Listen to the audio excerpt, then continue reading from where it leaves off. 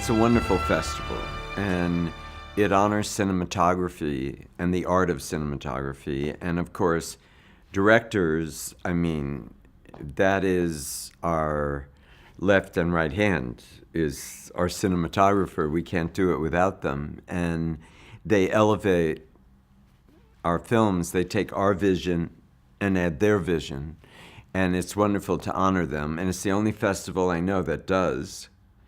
And also see wonderful films from all over the world.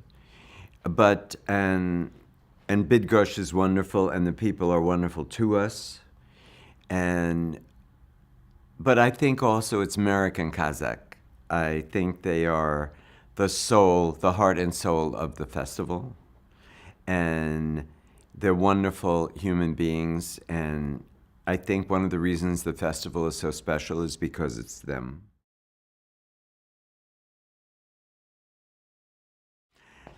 Well, I don't really think of myself as the president. Everybody, the first jury I was on, I was never able to do grand jury because it happened, you have to be here, which is the time of our Thanksgiving holiday in the United States. So I have other responsibilities.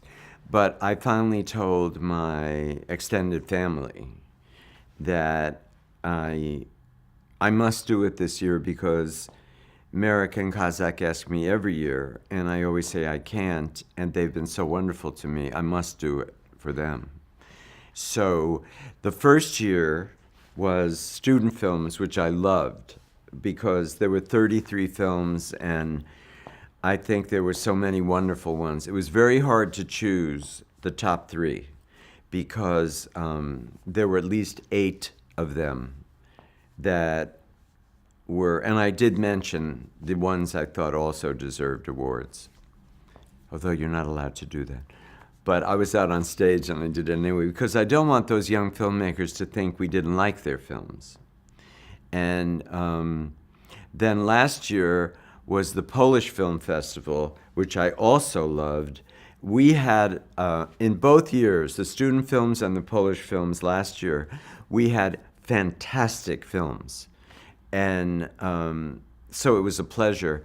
The problem is it always makes it difficult to pick. And as the jury president, I'm with very talented, experienced people too, and very smart.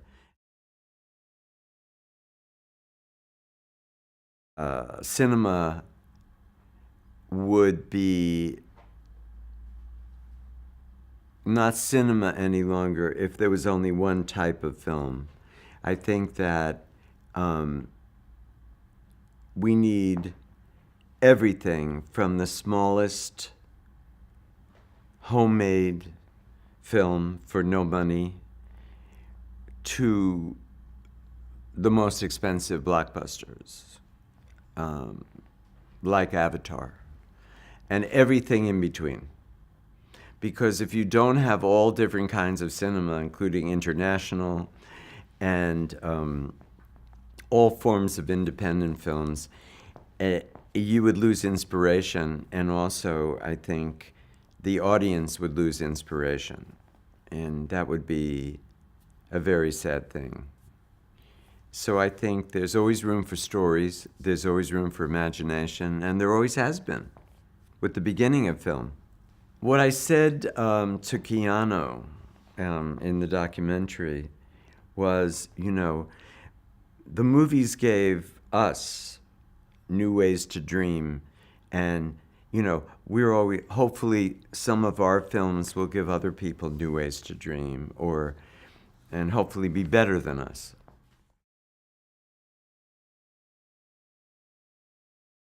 I think this is too much bullshit.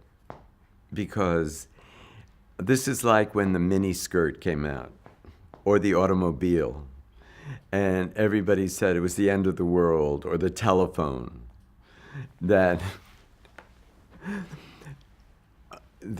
there will never be a piece of film again on the planet Earth because of this, and I think that's just bullshit.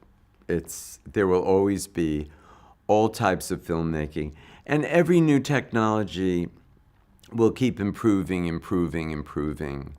And I think any time in culture people decide that things were better before than they are now, nothing's better or worse. It's just different. And progress must move on. Nothing has stopped. Digital has not stopped. It's going to go on and on and on. Just as 35 millimeter did, just as 70 millimeter did, just as a camera who once used to do this and images used to pop up. They're there. You can see any kind of film you want. In America, you can dial them up on your TV set. I don't know about here. We have several, Netflix, Apple has one, where you can put in any director's name and there are all their movies or any star or anything, and you click it and you can watch it on your great big plasma TV or your little TV. And, movies don't go away. You've seen old movies, all of you. You're a different generation than I am. And you know lots of movies. And so will your children. And so will your grandchildren. Well, I think for very small films, sometimes the small screen enhances it. For very intimate films, because sometimes when they're huge on a screen, the screen is too big for that story, and it loses the intimacy. But I mean, I would not want to see Avatar unless it was IMAX in 3D, myself, and therefore you have a huge theatrical experience. I think every director would like their film to be shown on a big screen. But everyone doesn't have that privilege. And a lot of films now go to pay-per-view, which people just order them on television. And a lot of films cannot afford to be shown in a movie theater. They don't have the advertising, they don't have the marketing. And the theaters, if you don't have advertising and marketing, the theaters can't make any money. So therefore, they can't show them in their movie theaters because they have to make money. So, yes, it would be nice if you could fly to Paris today and go to the Louvre Museum and see, one of the famous paintings in person. But does it hurt you if you see a photograph of it in a book? Can you not appreciate it? What if you never get to Paris? Isn't that a better experience than never seeing it?